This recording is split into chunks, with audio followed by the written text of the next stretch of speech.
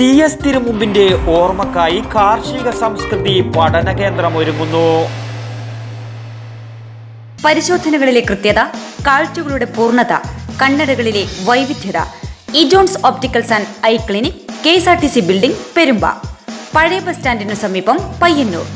സ്വാതന്ത്ര്യ സമര സേനാനിയും ഭക്തകവിയുമായ പരേതനായ TS തിരുമുമ്പിന്റെ ഓർമ്മക്കായി കാർഷിക സംസ്കൃതി പഠന കേന്ദ്രം ഒരുങ്ങുന്നു.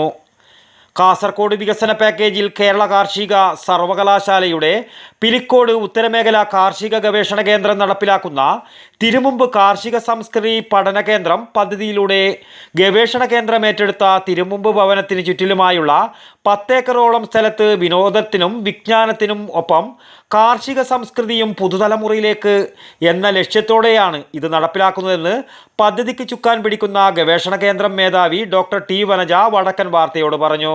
സുബ്രഹ്മണ്യ തിരുമുമ്പ് മഹാകവിയുടെ ഭവനം ആസ്പദമാക്കി കേരള കാർഷിക സർവകലാശാലയുടെ ഉത്തരമേഖല കാർഷിക ഗവേഷണ കേന്ദ്രം കാസർഗോഡ് ഡെവലപ്മെൻറ്റ് പാക്കേജിന് കീഴിൽ നടത്തിവരുന്ന പദ്ധതിയാണ് തിരുമുമ്പ് സംസ്കൃതി പഠന കേന്ദ്രം.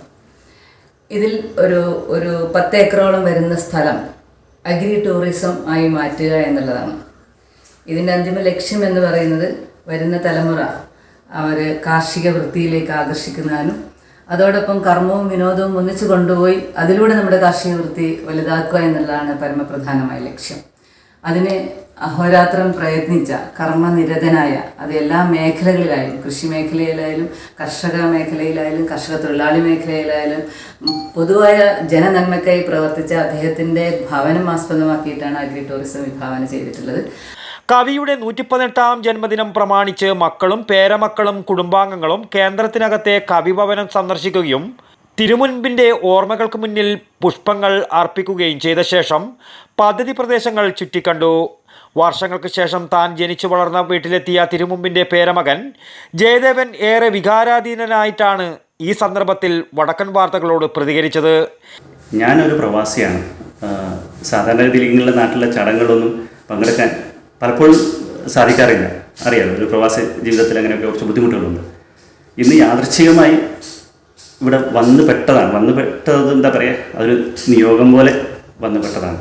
അതും വളരെ യാദൃച്ഛികമായിട്ട് 82 ഞങ്ങൾ പിലിക്കോട് മഠം, രവിപുരത്തിൽ നിന്നുള്ള പേരുള്ള ഞങ്ങളുടെ മഠം വിട്ടുപോയ ശേഷം ഒരു തവണ മാത്രമേ എനിക്കിവിടെ തിരിച്ച് രണ്ടാമതൊരു വിസിറ്റിങ്ങിന് വരാൻ പറ്റിയിട്ടുള്ളൂ. അതിനുശേഷം ഇന്നാണ് ഈ 118ാമത് തിരുമുമ്പിൻ്റെ അച്ചാച്ചൻ്റെ ജന്മദിനത്തിലാണ് ഇന്നിവിടെ എത്തിപ്പെടാൻ പറ്റിയത്. എല്ലാം യാദൃച്ഛികമായിട്ട് തന്നെ പറയും. അത് വന്ന് ഇവിടെ തിരുമുമ്പിൽ അച്ചാച്ചൻ്റെ ചിത്രത്തിന് മുമ്പിൽ അച്ചാച്ചൻ ഉപയോഗിച്ച ഇതൊക്കെ ഞങ്ങളുടെ കയ്യിലുണ്ടായിരുന്നതാണ്. അച്ചാച്ചൻ്റെ കസേരകളും അച്ചാച്ചൻ ഉപയോഗിച്ച ചെരുപ്പുകളും വടികളും ഒക്കെ എൻ്റെ വീട്ടിൽ സൂക്ഷിച്ചിരുന്നു. അമ്മമ്മയും തിരുമുമ്പിൻ്റെ ഭാര്യയും ഞങ്ങളുടെ കൂടെ തന്നെയായിരുന്നു. അപ്പോൾ അതൊക്കെ കാണുമ്പോഴുള്ള ഒരു വൈകാരിക നിമിഷവും അതിൽ പുഷ്പാർച്ചന അർപ്പിക്കാൻ പറ്റിയതും എല്ലാം വളരെ എന്താ പറയുക, ദൈവനിയോഗം. ചിത്രകാരനും ശില്പിയുമായ സുരഭി ഈയക്കാടാണ് കേന്ദ്രത്തിനകത്തെ ശില്പനിർമ്മിതികൾക്കെല്ലാം ചുക്കാൻ പിടിക്കുന്നത്. ഏകദേശം 2 കോടിയോളം രൂപ ചെലവിലാണ് തിരുമുമ്പിനെ എക്കാലവും ഓർക്കാൻ പാകത്തിലുള്ള ഈ വേറിട്ട പദ്ധതി ഏറെ വൈകാതെ പൂർത്തിയാക്കാൻ ഒരുങ്ങുന്നത്. News bureau, Pilicode. പരിശോധനകളിലെ കൃത്യത, കാഴ്ചകളുടെ പൂർണ്ണത, കണ്ണടകളിലെ വൈവിധ്യത. Ejones opticals and eye clinic, KSRTC building, Perumba. പഴയ ബസ് സ്റ്റാൻഡിനു സമീപം, പയ്യന്നൂർ.